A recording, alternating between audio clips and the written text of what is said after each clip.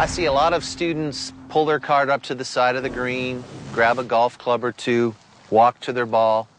They've gathered no information, they have no plan, and they probably have the wrong club. So after I've chosen my club using my 3-club system, I'm going to go over to the halfway point between the ball and the hole, gather some information, visualize trajectory, landing spot, and roll, and then come to my golf ball with some information and a plan and the right golf club. Here I've chosen 2 of the 3 clubs from my system, and I'm not sure which one I'm going to use until I get to the golf ball. If you have indecision as to whether to use a 7-iron to chip perhaps, or a pitching wedge to lofted chip, always choose a club that has more loft. If you choose a club that has the lesser amount of loft, you might try to add loft to it. By choosing the club that has more loft, you can give some loft back. It's always better to give loft back than it is to try to add it on.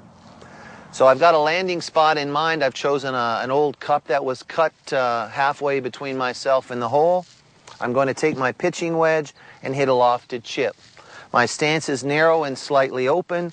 The ball is back in my stance nearer the inside of my right foot. I'm going to choke the handle, lean it forward, put about 70% of my weight into my left side. Take a couple of rehearsal swings, and I'm going to base the length of my rehearsal swing on my landing spot, not on where the hole is.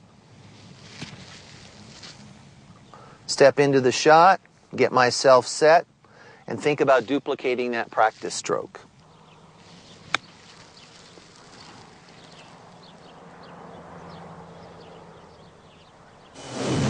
I find myself in a little bit of a different situation here. I've got a little more air time to cover between ball and landing spot. I've got a little less ground time between landing spot and the flag itself. And I'm a little bit below the surface of the green. But once again, I've chosen a couple of clubs from my 3-club system. I've gone to the side, viewed trajectory, landing spot, and roll, and I have a plan in mind. Because I've lost sight of the mark that I chose from the side, I'm going to try to fly the ball to the front edge of this bunker, which is my landmark and my new landing spot. I'm going to decide between these 2 golf clubs once again. The pitching wedge is for a lofted chip. The lob wedge is for a low pitch. In this situation, I'm going to choose the club with more loft and give a little bit of the loft back.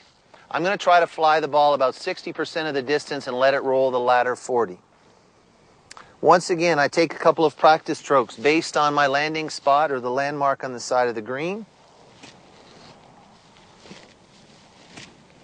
I step into the shot, play it off my back foot on the inside of my right heel, lean the handle forward, take a little bit of the loft off, slide my hips and my body left so that about 70% of my weight is there.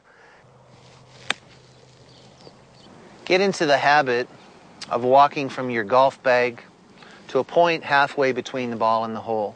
View the shot from the side. Visualize trajectory, landing spot, and roll. Don't go from your golf bag or your golf cart directly to the ball. Gather some information, have a plan in mind, and then come to the golf ball itself, rehearse it, and execute the shot. Walk to halfway point between ball and hole before going to ball.